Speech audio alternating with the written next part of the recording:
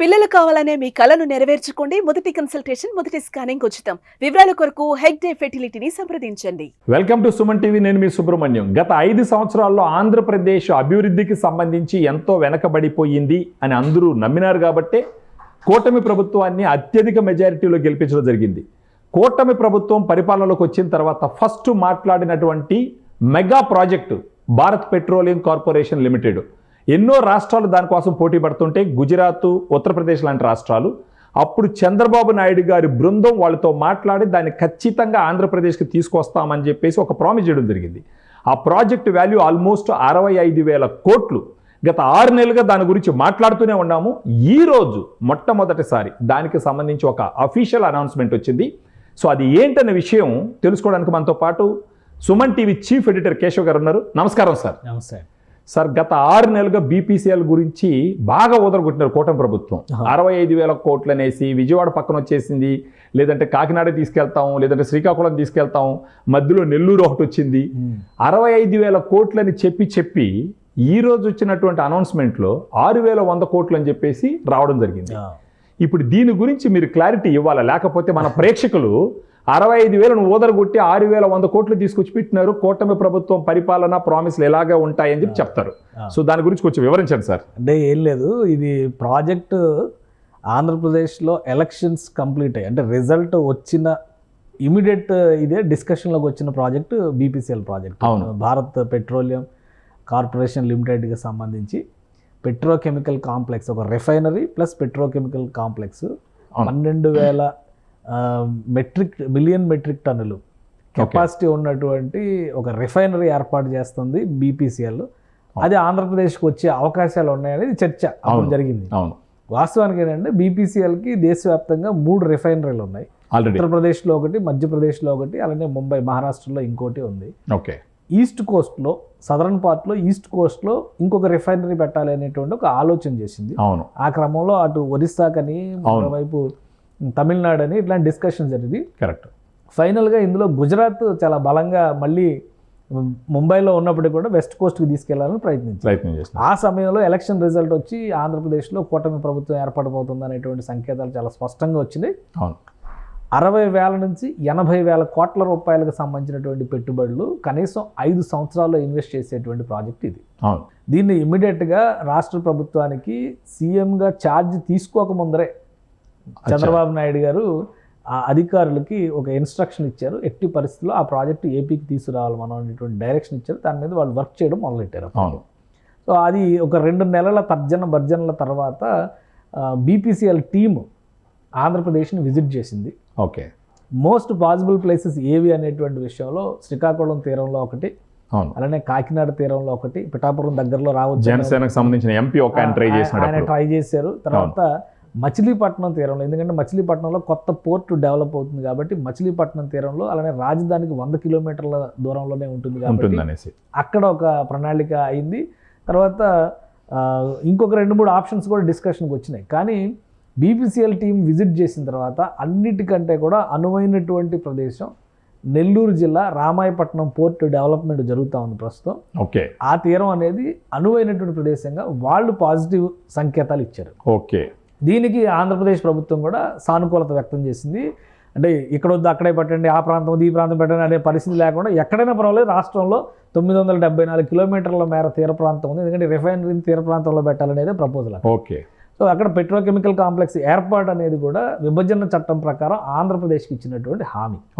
So 60,000 నుంచి 80,000 కోట్ల రూపాయలు వాల్యూ చేసేది, కనీసం 10,000 నుంచి 25,000 ఉద్యోగాలను ఎష్యూర్ చేసేది, దాన్ని అనుబంధంగా చేసుకొని మరిన్ని సబ్సిడరీ ఇండస్ట్రీస్ వచ్చేటువంటి అవకాశం ఉన్నది బీపీసీఎల్ ప్రాజెక్టు. అందుకనే పార్లమెంట్లో కూడా ఒక ప్రకటన చేశారు. ఆంధ్రప్రదేశ్ని సీరియస్ కన్సిడరేషన్లో ఉన్నట్టుగా ఒక ఎంపీ అడిగినటువంటి ప్రశ్నకి ఒక క్లారిటీ ఇచ్చారు. ఇప్పుడు వచ్చినటువంటి క్లారిటీ ఏంటంటే దీనికి సంబంధించినటువంటి ఒక లెటర్ని బీపీసీఎల్ బోర్డు తీసుకున్నటువంటి లెటర్ని రెఫరెన్స్ ఇస్తూ కూడా నేషనల్ స్టాక్ ఎక్స్చేంజ్ లిమిటెడ్కి, బీఎస్సీ ఉంది కదా, బాంబే స్టాక్ ఎక్స్చేంజ్కి, వీళ్ళ రెండింటికి కూడా ఒక లెటర్ అధికారికంగా బీపీసీఎల్ రాసింది.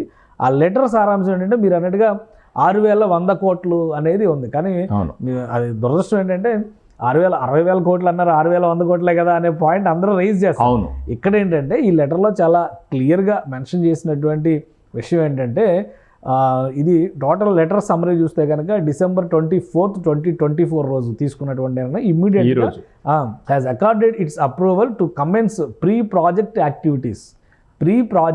అంటే ఇనిషియల్ స్టేజ్ ఆఫ్ పనులు ప్రాజెక్ట్కి ఏర్పాటుకి సంబంధించి ముందస్తు సన్నాహక పనుల కింద అంటే ఆ పనుల కోసం ఎస్టిమేటెడ్ కాస్ట్ ఆఫ్ ఇది BPCL బోర్డు తీసుకున్నటువంటి నిర్ణయం. ఇది setting up of an green field refinery come petrochemical complex in east Coast at Andhra Pradesh at an estimated cost of 6,001 crore. అంటే 6,100 కోట్లకు సంబంధించినటువంటి ఈ ప్రీ ప్రాజెక్ట్ యాక్టివిటీస్కి సంబంధించినటువంటి అంశం పైన BPCL బోర్డు ఒక డెసిషన్ తీసుకుంది.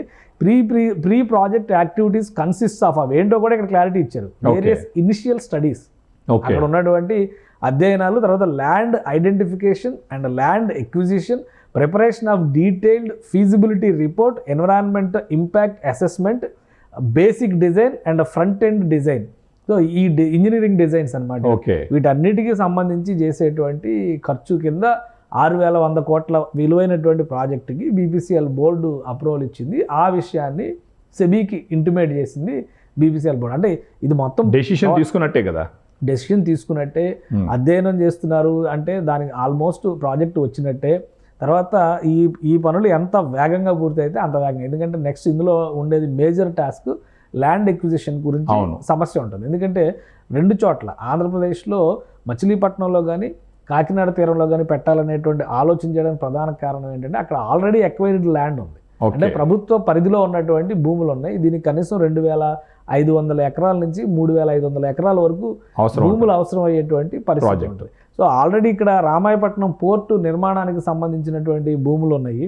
వ్యాన్ పిక్ ల్యాండ్స్ కూడా దానికి సమీపంలో ఉంటాయి అనేటువంటిది ఒకటి ఉంది. కానీ వ్యాన్ పిక్ వచ్చేసరికి కొంచెం దూరం అవుతుందని చెప్పి అన్నారు.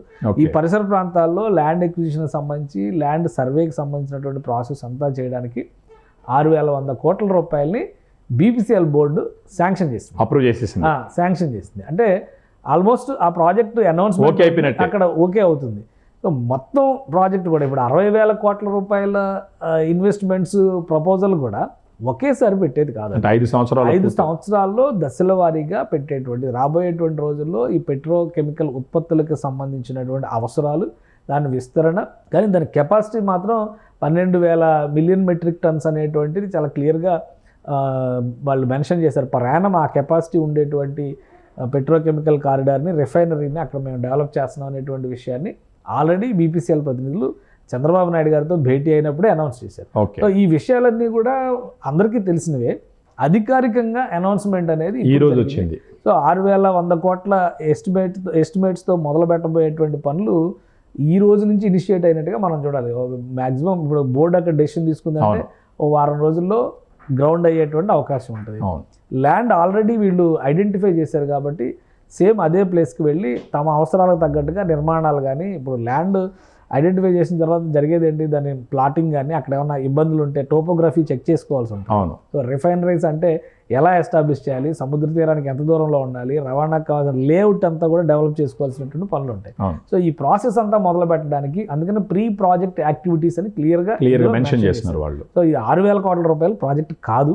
అదే సార్, భవిష్యత్తులో 60,000 కోట్ల రూపాయలకి 80,000 కోట్ల రూపాయలకి విస్తరించే అవకాశం ఉన్నటువంటి ప్రాజెక్ట్. మనం ఒక వర్గం ఆలోచిస్తుంది కదా, అంటే దేంట్లో ఏం దొరకతుందని చూసేటటువంటి ఆలోచన విధానం ఉన్నట్టు సిచ్యువేషన్ ఆంధ్రప్రదేశ్లో. ఇప్పుడు ఈ 6,100 కోట్లు రాగానే ఒక రకమైన మీడియా మొదలు పెడుతుంది. ఇది 65,000 70,000 కోట్లను ఓదరగొట్టినారు, ఆడ వచ్చేది 6,100 కోట్లని కన్ఫ్యూజ్ చేస్తారు జనాల్ని. అంటే ఏదైనా ఇప్పుడు ఏదైనా కార్పొరేట్ సెక్టార్లో మీకు కంప్లీట్ ఐడియా అవగాహన ఉంటుంది.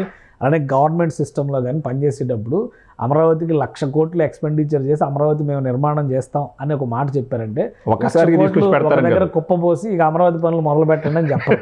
ఉండదు. సో మొత్తం టోటల్ యాక్టివిటీకి ఎంత ఖర్చు అవుతుంది అనే దాన్ని మాత్రమే ఎస్టిమేషన్లో చెప్తారు. సో అందులో first work to take up order of priority ప్రకారం మొదట ఏ పని మొదలు పెట్టాలి, ఆ పనికి అయ్యేటువంటి అంచనా వేయండి, దానికి అనుబంధంగా ఉన్నటువంటి పనులు ఏంటి, దానికి అయ్యేటువంటి అంచనా వేయండి. అలా ఒక ప్యాకేజ్డ్ మేనర్లో సిస్టమ్ని అంటే వర్క్ని డిస్ట్రిబ్యూట్ చేసి ఆ ప్యాకేజ్కి అయ్యేటువంటి ఎక్స్పెండిచర్ ఎంతో చూసి దానికి శాంక్షన్ అంటే ఆ అమౌంట్ ఎక్స్పెండిచర్ చేసే కెపాసిటీ ఖజానాకు ఉందా లేదా, అది ఫండ్ అవైలబిలిటీ ఉందా లేదా, ఇది చూసుకుని యాక్టివిటీ మొదలు పెడతారు. Plus time line of the activity కూడా ఆల్రెడీ ప్రీ డిసైడెడ్ ఉంది. అంటే బడ్జెట్ ప్లానింగ్ అంతా అదే కదా. అవును. ఇప్పుడు ఒక పని శాంక్షన్ చేస్తే 11 నెలల్లో పూర్తి చేయాలి, గ్రేస్ పీరియడ్ 1 month, అంటే 12 నెలల్లో పూర్తి చేయాలి. దానికి అయ్యేటువంటి అంచనా ఉదాహరణకి ఒక 5,000 కోట్ల రూపాయలు ఖర్చు అవుతుంది అనుకుంటే, ఈ ఏడాది అయ్యేటువంటి అన్నీ అందులో వచ్చేస్తాయి. జీతభత్యాల దగ్గర నుంచి రవాణా దగ్గర నుంచి అన్నీ కూడా అందులోనే ఇమిడిపోయి ఉంటాయి. సో ఆ విధంగా ఆ పని పూర్తయిందా లేదా అనేది చివరి 2 నెలల్లో అసెస్మెంట్ చేసుకుని ఫర్దర్గా నెక్స్ట్ టేకప్ చేయాల్సినటువంటి యాక్టివిటీ మీద ముందుకెళ్తారు. సో సేమ్ అదే తరహాలో బీపీసీఎల్ అనేది ఒక పబ్లిక్ లిమిటెడ్ కంపెనీ, అతిపెద్ద కార్పొరేషన్, దేశంలో ఉన్నటువంటి ప్రతిష్టాత్మక సంస్థల్లో ఒకటి. సో ఏ పని మొదలు పెట్టాలన్నా కానీ దాని సిస్టము, అప్రూవల్స్, శాంక్షన్స్, గవర్నమెంట్కి సంబంధించిన ఇవన్నీ కూడా ఫాలో అవుతారు, సహజంగానే ఫాలో అవుతారు. ఆ క్రమంలోనే ప్రీ ప్రాజెక్ట్ యాక్టివిటీస్ కోసం 6,100 కోట్ల రూపాయలని బీపీసీఎల్ బోర్డు అప్రూవ్ చేసింది. 10% ఫండ్స్ ఇచ్చినట్టు 10% ఫండ్స్ ఇచ్చినట్టు. ఇదే విషయాన్ని బాంబే స్టాక్, ఎందుకంటే లిస్టింగ్ అయినటువంటి కంపెనీ కాబట్టి బాంబే స్టాక్ ఎక్స్చేంజ్కి, అటు నేషనల్ స్టాక్ ఎక్స్చేంజ్ అంటే ఢిల్లీ స్టాక్ ఎక్స్చేంజ్కి ఇన్ఫర్మేషన్ ఇస్తూ ఇమ్మీడియట్గా డెసిషన్ తీసుకున్న రోజునే ఈ ఇంటిమేషన్ అక్కడికి ఇచ్చారు. ఎందుకంటే అది పబ్లిక్ షేర్స్ని ఎఫెక్ట్ చేసేటువంటి డెసిషన్ అవుతుంది. రేపు ఈ యాక్టివిటీస్ ద్వారా రిసోర్సెస్ పెరిగి, లాభాలు పెరిగి, యాక్టివిటీ పెరిగితే షేర్ హోల్డర్సే కదా లాభపడతారు. కాబట్టి it is your intimation to the share holders through stock exchange. అంటే ఆల్రెడీ ఫైనల్ చేసేసినట్టే, ఇప్పుడు అయిపోయినట్టే. ఆ శాంక్షన్ని అమలు చేసేటువంటి ప్రక్రియను మొదలు పెడతారు. బహుశా కొత్త సంవత్సరంలో ఈ పనులు మొదలయ్యేటువంటి అవకాశం ఉంటుంది. ఈస్ట్ కోస్ట్లో అందరూ కూడా అమరావతి అనగానే కృష్ణా గుంటూరు జిల్లాలకు బెనిఫిట్, అలానే అటు కాకినాడ పోర్ట్ ఇదంతా కూడా ఇప్పుడు స్ట్రీమ్ లైన్ చేసే పనిలో ఉన్నారు. విశాఖపట్నం ఇదంతా ఉంది, కానీ సౌత్ కోస్ట్లో ఏదీ లేదు. అవును. కాబట్టి ఇప్పుడు ఆంధ్ర సౌత్ కోస్ట్లో నెల్లూరు దగ్గర ఒక పెద్ద రిఫైనరీ వస్తుంది. ఎందుకంటే విశాఖపట్నంలో మీరు చాలా క్లియర్గా అక్కడ హెచ్పిసిఎల్ ఉంది, ఓఎన్జీసీది కాకినాడ దగ్గర, అలానే రిలయన్స్ కూడా కాకినాడ దగ్గర. ఆ బెల్ట్లో రిఫైనరీస్ ఉన్నాయి. కానీ ఇక్కడ ఈ సౌత్ కోస్ట్లో లేదు. ఆంధ్రప్రదేశ్ సౌత్ కోస్ట్లో నెల్లూరులో మొదటిది రామాయపట్నం తీరంలో బీపీసీఎల్. అందులో 65,000 కోట్లతో రావడం అనేది ఖచ్చితంగా నెల్లూరు వాసులకి కొత్త సంవత్సరంలో ఒక శుభవార్తగా చూడాలి. ఇప్పుడు ఒక చిన్న డౌట్ సార్, ఇప్పుడు ఇంతకు ముందర ప్రభుత్వంలో వీళ్ళు 6 నెలల్లోనే ఇంత చేసినారు. 6 నెలలు పూర్తి కాకముందరే 65,000 కోట్ల ప్రాజెక్ట్ని తీసుకొచ్చి అక్కడ కూర్చోపెట్టేసినారు ఆల్మోస్ట్. ఇంతకు ముందర ప్రభుత్వంలో అప్పుడు కూడా ఇది డిస్కషన్కి ఉండదు. అంటే ఆ బీపీసీఎల్ వాళ్ళు డిస్కషన్ చేస్తున్నారు ఎక్కడ పెట్టాలనేసి. మరి ఆ టైంలో ఆ ప్రభుత్వం ఎందుకు ప్రయత్నం చేయలేదంటారు? అంటే వాళ్ళ ప్రయారిటీ, ఇప్పుడు యాక్టివిటీని తీసుకునేటప్పుడు ప్రయారిటీలు ఏ విధంగా ఉండేది, వాళ్ళ model of economic development is different, వీళ్ళ model of economic development is different. కాబట్టి వాళ్ళ ప్రయారిటీ ప్రకారం ఏంటంటే, మనం కట్టినటువంటి పనులన్నీ, దాని నుంచి కేంద్రం నుంచి వచ్చేటువంటి డబ్బులు ఏంటి, మనం తేవలసినటువంటి అప్పులేంటి, మనకు వచ్చేటువంటి ఆదాయం ఉన్నటువంటి మార్గాలు ఏంటి, ఇంకెక్కడ డబ్బులు పెంచుకోవడానికి అవకాశం ఉంటుంది, ఇవి మాత్రమే చూసేవాళ్ళు. కొత్త ప్రాజెక్టులు తేవడం పైన పెద్దగా ఫోకస్ పెట్టినటువంటి. ఇప్పుడు ఒకటి, బ్యూరోక్రసీ ఎప్పుడూ కూడా పొలిటికల్ అడ్మినిస్ట్రేషన్ని ఆధారం చేసుకునే పనిచేస్తుంది. పొలిటికల్ అడ్మినిస్ట్రేషన్లో కమిట్మెంట్ లేనప్పుడు బ్యూరోక్రసీ తనంతట తానుగా ఒక లెటర్ కేంద్ర ప్రభుత్వానికి ఇది రెఫరెన్స్ ఇచ్చి చీఫ్ సెక్రటరీనే పరిపాలన చేస్తారు కదా, ముఖ్యమంత్రి ఎందుకు?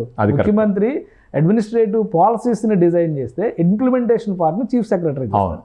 సో ఒక బీపీసీఎల్ అనేటువంటి ప్రాజెక్టు వచ్చే అవకాశం ఉందనే విషయం చీఫ్ సెక్రటరీ చెప్పినా, చీఫ్ మినిస్టర్ దగ్గర నుంచి డైరెక్షన్ వస్తే వీళ్ళు ఇనిషియేట్ చేస్తారు. ఏ డైరెక్షన్ లేకపోతే మనకి ఎందుకని ఊరుకుంటారు. ఒకవేళ వీళ్ళు ఇనిషియేట్ చేశారనుకో, నేను ఎవరు చేయమనే పరిస్థితి వస్తే it's a clash between administration అనమాట. ఇటు పొలిటికల్ అడ్మినిస్ట్రేషన్, అటు బ్యూరోక్రటిక్ అడ్మినిస్ట్రేషన్. అందుకనే వాళ్ళ ప్రయారిటీలు వేరు, వాళ్ళ ప్రాధాన్యాలు వేరు.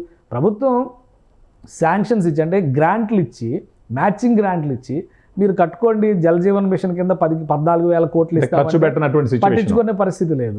పోలవరం ప్రాజెక్టు ఉన్న రిఫరెన్సే అది కదా. మీరు ఫస్ట్ ఇన్వెస్ట్ చేయండి, కట్టండి, యూటిలిటీస్ అంటే యూసీ సబ్మిట్ చేయండి, యూటిలైజేషన్ సర్టిఫికేట్ సబ్మిట్ చేయండి, మేము ఇంత ఖర్చు పెట్టాం, ఇంత పని అయింది, ఇగో ఈ ప్రాజెక్టు ఇది. వెంటనే అక్కడి నుంచి కేంద్ర ప్రభుత్వం నుంచి వచ్చేటువంటి ప్రతినిధుల బృందం ఆ వర్క్ని అసెస్మెంట్ చేస్తుంది. ఓకే, శాంక్షన్ చేసి రిలీజ్ చేయొచ్చు అనుకుంటే ఫండ్ రిలీజ్ చేస్తే మళ్ళీ ఫర్దర్గా వర్క్ మొదలు పెట్టాలి. నువ్వు అసలు ఇక్కడ పనే చేయకపోతే వాళ్ళు వచ్చి ఇవ్వరు కదా. కేంద్ర ప్రభుత్వానికి 29 రాష్ట్రాలను డీల్ చేయాలి కదా, ఆంధ్రప్రదేశ్ ఒకటే కాదు కదా. ఎంత మనవాడు అనుకున్నా కానీ వచ్చి వడ్డించేటువంటి ఓపిక ఎవరికి ఉండదు, అడిగితేనే కదా. సో అది అడగని పరిస్థితి ఉన్నప్పుడు అటు నుంచి రియాక్షన్ కూడా పెద్దగా ఉండదు. కాబట్టి నెపం వాళ్ళ మీద నెట్టే కంటే ముందు మనం అడగాల్సినటువంటి అవసరం ఉందని గుర్తించాలి. మనకి ఒక ప్రాజెక్ట్ వస్తే ఎకనామిక్ యాక్టివిటీ పెరుగుతుంది, ఆర్థిక స్వయం సమృద్ధి సాధించడానికి బాటలు పడతాయి, ఎంప్లాయ్మెంట్ జనరేషన్ జరుగుతుంది, అనుబంధంగా స్వయం ఉపాధి మార్గాలు పెరుగుతాయి, రవాణా పెరుగుతాయి. సో ఈ ఆలోచన విధానం ఉంటే ఆటోమేటిక్గా ప్రాజెక్టులు రావాలి అనే ఆలోచన ఉంటుంది. ప్రాజెక్టులు వస్తే ఈ తలనొప్పులన్నీ ఎవరు పడతారు, ఏదో ఒక రూపాయి విధిలిస్తే నెలాఖరైతే ఎక్కడ మనం డబ్బులు తీసుకొచ్చి ఏ ఫండ్స్ దేనికి డైవర్ట్ చేసి ఏ పథకానికి ఇవ్వాలన్న దగ్గర ఆలోచన ఆగిపోయినటువంటి సందర్భం. సో అట్లా ప్రయారిటీలు మార్చిపోవడం వల్ల, ఇప్పుడు మార్చుకుంటూ పోవడం వల్ల జరిగినటువంటి సమస్య. ఇప్పుడు ఒక ప్రయత్నం జరుగుతుంది, కేంద్రంలో రాష్ట్రంలో ప్రభుత్వాల మధ్య ఒక సఖ్యత ఉంది కాబట్టి దాన్ని అనువుగా మలుచుకుంటే ఎక్కువ పనులు జరగడానికి అవకాశం. చంద్రబాబు నాయుడు గారి అడ్మినిస్ట్రేషన్ స్టైలే అది. ఉదాహరణకి ఏంటంటే చాలా కేంద్ర ప్రభుత్వం ఇచ్చేటువంటి చాలా పథకాలకు సంబంధించి రాష్ట్ర ప్రభుత్వాలు ఇనిషియేషన్ తీసుకోకపోవడం వల్ల నిధులు రావు. కానీ చంద్రబాబు నాయుడు గారి ఆధ్వర్యంలో గతంలో, అంటే ఆయన గతంలో సీఎంగా చేసిన సందర్భంలో కూడా కేంద్రం నుంచి వచ్చే పథకాలని మ్యాక్సిమం సద్వినియోగం చేసుకోవడానికి ప్రయత్నిస్తారు. రాష్ట్రం నుంచి పెట్టేటువంటి ఇన్వెస్ట్మెంట్స్ ఫండ్స్ కంటే కూడా కేంద్రం నుంచి వచ్చే వాటికి, ఇప్పుడు 15% మ్యాచింగ్ గ్రాంట్ ఇస్తే కేంద్రం 85% ఇస్తుంది అనుకోండి. అంటే 100 రూపాయలు ఖర్చు పెట్టే చోట్ల 15 రూపాయలు ఖర్చు పెడితే 85 రూపాయలు కేంద్రం ఇస్తుంది. కాబట్టి ఇది ఈజీ కదా. అందుకనే ఆయన అటువంటివి తీసుకొచ్చి ఇప్పుడు రహదారుల నిర్మాణం ఉంది, ఇంతవరకు నిధులు లేవా? పంచాయతీరాజ్ శాఖ బోల్డని నిధులు కేటాయిస్తుంది. ప్రధానమంత్రి గ్రామ్ సడక్ యోజన అనేది దాదాపు 15-20 ఏళ్ళగా అమలు చేస్తారు. 100 మంది ఉన్న ప్రతి గ్రామానికి రోడ్లు వేయాలి. ఇప్పుడు ఇది కొత్త పాలసీ. ఇది 100 మంది ఉన్న గ్రామానికి కూడా రహదారి వ్యవస్థను ఇవ్వాల్సిన బాధ్యత సెంట్రల్ గవర్నమెంట్ బాధ్యత. ఇంతకు ముందర కేంద్ర ప్రభుత్వం కూడా ప్రధానమంత్రి గ్రామ్ సడక్ యోజన అనేది ఉండేది. ఒక 15-20 ఏళ్ల క్రితం కూడా ఉంది. దాదాపు నాకు తెలిసి 25-30 ఏళ్ల క్రితం నుంచి ఉంది.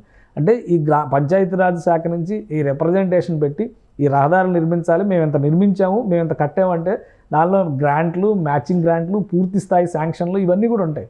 అసలు ఆ ఇనిషియేషన్ జరగకపోతే కేంద్ర ప్రభుత్వం వచ్చి డబ్బులు ఇచ్చే పరిస్థితి ఉండదు. ఈ రోజు ఆంధ్రప్రదేశ్లో ఈ 5-6 నెలల్లోనే మేము ఇన్ని రహదారులు వేసాం, అన్ని వేల కిలోమీటర్లు వేసామని చెప్తున్నారంటే దానికి కారణం ఏంటంటే కేంద్ర ప్రభుత్వ పథకాలని సద్వినియోగం చేసుకోవడం ద్వారా, రాష్ట్ర ప్రభుత్వం ఇచ్చేటువంటి మ్యాచింగ్ గ్రాంట్లని వినియోగించడం ద్వారా అక్కడి నుంచి ఫండ్స్ రాబట్టేటువంటి ప్రయత్నం జరుగుతుంది. గత అడ్మినిస్ట్రేషన్లో అది జరగలేదు. అది డెవలప్మెంట్ యాక్టివిటీస్కైనా, ఇండస్ట్రీస్కైనా, వేటికైనా కానీ ఇదే వర్తిస్తుంది. సో ఇప్పుడు ఒక చిన్న విషయం సార్, ఈ ప్రభుత్వం వచ్చిన తర్వాత చంద్రబాబు నాయుడు గారు, పవన్ కళ్యాణ్ గారు, లోకేష్ గారు వచ్చిన తర్వాత, వాళ్ళ కూటమి ప్రభుత్వం వచ్చిన తర్వాత ఈ 6 నెలల్లో మనం చూసినామంటే కర్నూలు పక్క ఈ రెన్యూబుల్ ఎనర్జీలో టాటా ఒక 40,000 కోట్లు పెడతాదని, నిన్నగాక మొన్న సెమీ కండక్టర్కి సంబంధించి ఒక 15 ఒకటి వస్తుంది. ఆ తర్వాత శ్రీ సిటీకి వస్తే అక్కడ వచ్చేసి డైకిన్ అని వేరే కంపెనీలని, అటునుంచి వస్తే ఇప్పుడు నెల్లూరు దగ్గర ఈ బీపీసీఎల్ అని చెప్పేసి అని, ఆ తర్వాత ఇటు అమరావతి పక్క వస్తే ఎగ్జాలారే అని చెప్పేసి అని, తర్వాత రిలయన్స్ కంప్రెస్డ్ గ్యాస్ అనేసి అని, తర్వాత వైజాగ్ వస్తే టీసీఎస్, తర్వాత మొన్న గూగుల్ ఎంఓ అని.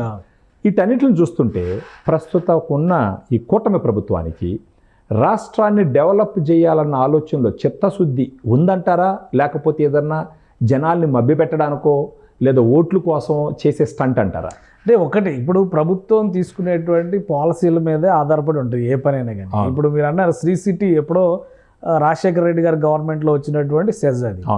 ఇప్పుడు ఆంధ్రప్రదేశ్లో ఉన్నటువంటి చంద్రబాబు నాయుడు గారి ప్రభుత్వం తీసుకున్నటువంటి ఈ రోజు లేటెస్ట్ డెసిషన్ ఏంటంటే శ్రీ సిటీకి ఇంకో 2,000 ఎకరాల భూములు కేటాయించి దాన్ని విస్తరించాలని డెసిషన్ తీసుకున్నారు. అంటే అప్పుడెప్పుడో చేసింది కదా, ఇది మనకెందుకు, ఇంకో కొత్త చోట చేస్తే కొత్త పేరు వస్తుంది, నాకు పేరు అంటే ఇప్పుడు Mangalagiri all India institute of medical science ఆయన చేసినాడు కదా, మనం నీళ్ళు ఇస్తే ఏడాది పైకి అయిపోతుంది అని ఆలోచన కాకుండా, అలా కాకుండా ఇప్పుడు శ్రీ సిటీకి 2,000 ఎకరాలు ఇవ్వడానికి భూసేకరణ ప్రక్రియని మొదలుపెట్టింది. మంగళగిరి ఎయిమ్స్కి కూడా 10 ఎకరాలు కావాలంటే ఆయన కాన్వకేషన్ రోజు అనౌన్స్ చేశారు కదా, అక్కడ రీసెర్చ్ ఇన్స్టిట్యూట్ పెడతామని చెప్పారంటే ఇమీడియట్ గా మేము పక్కనే ల్యాండ్ ప్రొక్యూర్మెంట్ చేసి ఇస్తాం మీకు అని చెప్పని క్లారిటీ ఇచ్చారు. కాబట్టి డెవలప్మెంట్ అనేది చూడాలి అంటే, ఫ్యూచరిస్టిక్ ఇన్వెస్ట్మెంట్స్ రావాలంటే కనుక అప్రోచింగ్ సిస్టమ్ ఆ విధంగా ఉంటుంది. ఇప్పుడు ఓరకల్ సెజ్ విషయంలో కానీ, ఓరకల్ సెజ్ ఇదేం కొత్తదేం కాదు. సెంట్రల్ గవర్నమెంట్ 10 ఏళ్ల క్రితం, ఆల్మోస్ట్ 8 ఏళ్ల క్రితం అనౌన్స్ చేసినటువంటి ఇండస్ట్రియల్ కారిడార్స్ లో భాగంగానే చేసింది. కానీ గత 5 ఏళ్లలో ఆ పేరే వినలేదు. దానికి ఇది కావాలి, పలానా అవసరం ఉందని అడిగే పరిస్థితే లేదు. ఉదాహరణకు శ్రీ సిటీకే రాజశేఖర రెడ్డి గారు స్టార్ట్ చేసింది అనుకుంటే కనుక శ్రీ సిటీకే జగన్మోహన్ రెడ్డి గారు వెళ్ళినటువంటి సందర్భాలు లేవు. సో అలాంటప్పుడు ఈ రోజు కూడా మీరు చూస్తే టొయోమా అనేటువంటి స్టేట్, జపాన్లో టొయోమా స్టేట్ నుంచి ఈరోజు రిప్రజెంటేటివ్స్ వచ్చి 16 మంది రిప్రజెంటేటివ్స్ వచ్చి ఏపీ గవర్నమెంట్తో మళ్ళీ అగ్రిమెంట్ రివైవ్ చేసుకున్నారు. 2016-17లో చేసుకున్నటువంటి అగ్రిమెంట్ని గత జగన్మోహన్ రెడ్డి జనరల్గా ఏ అగ్రిమెంట్ అయినా కానీ 5 సంవత్సరాలు 10 సంవత్సరాలు ఉంటుంది. ఎక్స్పైర్ అయినప్పుడు రెన్యువల్ చేసుకోవాలి, చేసుకుంటేనే ఎగ్జిస్టెన్స్లో ఉంటుంది. గత ప్రభుత్వం ఇంట్రెస్ట్ చూపించలేదు, ఆ అగ్రిమెంట్ పోయింది. ఇప్పుడు మళ్ళీ 15 మంది జపనీస్ టీం వచ్చి అగ్రిమెంట్ రెన్యువల్ ఈరోజు సంతకాలు చేశారు. జపాన్కి ఆల్రెడీ లాస్ట్ టైం అగ్రిమెంట్ అప్పుడే జపనీస్ లాంగ్వేజ్ సెంటర్ ఒకటి ఆంధ్ర యూనివర్సిటీలో ఏర్పాటు చేశారు. 2 రాష్ట్రాలు జపాన్లో టొయోమా అనేటువంటి స్టేట్కి సంబంధించి, ఇక్కడ ఇండియాలో ఆంధ్రప్రదేశ్ అనే స్టేట్, అంటే దేశాలు కూడా కాదు, స్టేట్స్ మధ్య జరిగినటువంటి అగ్రిమెంట్. కల్చరల్ ఎక్స్టెన్షన్ దగ్గర నుంచి ఎడ్యుకేషన్, లాంగ్వేజ్ అన్నిటినీ చేయాలి. అలానే ఎలక్ట్రానిక్స్ లో జపాన్ బెస్ట్ సిస్టమ్ ఫాలో అందరికీ తెలిసిందే. సో ఆ అగ్రిమెంట్ చేయడం వలన అక్కడ 16 పరిశ్రమలు 20 పరిశ్రమలు జపనీస్ పరిశ్రమలు ఉన్నాయి ఇప్పటికి కూడా. సో ఇప్పుడు మళ్ళీ అగ్రిమెంట్ పునరుద్ధరించుకోవాల్సినటువంటి పరిస్థితి. అంటే పాలకుల విధానాన్ని బట్టి అనుసరించేటువంటి పద్ధతులు ఉంటాయి. పాలకుల విధానాలు ప్రాధాన్యాలు వేరుగా ఉన్న చోట మనం కోరుకున్నటువంటి అభివృద్ధి లేదా ఇటువంటివి పెద్ద అభివృద్ధి కాముక నిర్ణయాలను భావించని చోట వీటి గురించి మాట్లాడాల్సినటువంటి అవసరం ఉండదు. గత ప్రభుత్వంలో జరిగింది అది. వాళ్ళ ప్రయారిటీ ఎక్కడి నుంచి అయినా కానీ, ఎంత డబ్బు వచ్చినా కానీ సంక్షేమం పేరుతో ఇంటికి ఒక ఇంత పంచి పెడితే ఓట్లు వస్తాయి అనేటువంటి ఆలోచన చేశారు. ఇక్కడ వీళ్ళు ఆలోచిస్తుంది ఏంటంటే ఏదో ఒక విత్తనం నాటితే రేపొద్దున చెట్టు వస్తుంది, నీడ వస్తుంది, పళ్ళు ఇస్తుంది, ఫలాలు ఇస్తుంది అని ఆశిస్తున్నారు. ఈ రెండింటిలో ఏది కావాలనేది ప్రజలు నిర్ణయించుకుంటారు. దీనివల్ల ఆంధ్రప్రదేశ్కి ప్రయోజనం జరిగేటువంటి అవకాశాలు అయితే ఎక్కువగా కనిపిస్తున్నాయి. కాబట్టి బీపీసీఎల్ ప్రాజెక్ట్ని అంత అధికారికంగా ఇప్పుడు బీపీసీఎల్ బోర్డు డెసిషన్ తీసుకుని ప్రీ ప్రాజెక్ట్ యాక్టివిటీస్కి సంబంధించి 6,000 కోట్ల రూపాయలని శాంక్షన్ చేస్తూ నిర్ణయం తీసుకున్నారు. కాబట్టి రాబోయే రోజుల్లో అభివృద్ధి సాధించాలంటే ఖచ్చితంగా కొత్త పరిశ్రమలు రావాలి, కొత్త విధానాలకు అనుగుణమైనటువంటి పరిశ్రమలు రావాలి, దానికి తగినటువంటి శిక్షణ ఉండాలి, ఆదాయ మార్గాలు అవకాశాలు అన్ని కల్పిస్తేనే అభివృద్ధి అనేది సాధ్యమవుతుంది. భవిష్యత్తు కోసం పనిచేయచ్చు. So thank you very much sir. So చూసినారు కదా, గత 5 సంవత్సరాల్లో ఆంధ్రప్రదేశ్ అభివృద్ధి అనేది ఓన్లీ పథకాల కాడ ఆగిపోయింది. అంటే పథకాలు ఇస్తే మనకు ఓట్లు వేస్తారు, మళ్ళీ మనం పవర్లోకి వస్తామన్న ఆలోచన దగ్గర నుంచి తర్వాత ప్రజలు రియలైజ్ అయ్యి ప్రభుత్వాన్ని మార్చిన తర్వాత ఇప్పుడు వచ్చినటువంటి ప్రభుత్వం ఈరోజు చేసేది చేస్తూ రాబోయే తరాలు గుర్తుపెట్టుకునే విధంగా, ఆంధ్రప్రదేశ్లో ఉన్న ప్రతి కుటుంబం యొక్క జీవన ప్రమాణాలు పెంచే విధంగా గత 6 నెలల నుంచి ఇన్ని కంపెనీలు తీసుకురావడం అన్నది వాళ్ళకి ఆంధ్రప్రదేశ్ భవిష్యత్తు అభివృద్ధి మీద చిత్తశుద్ధి అందాది అని చెప్పేసి కేశవ్ గారు వివరిస్తున్నారు. So thank you very much. Keep watching. Suman టీవీలో మీ పర్సనల్ అండ్ బిజినెస్ ప్రమోషన్స్ కోసం కింది నెంబర్కి కాంటాక్ట్ చేయండి.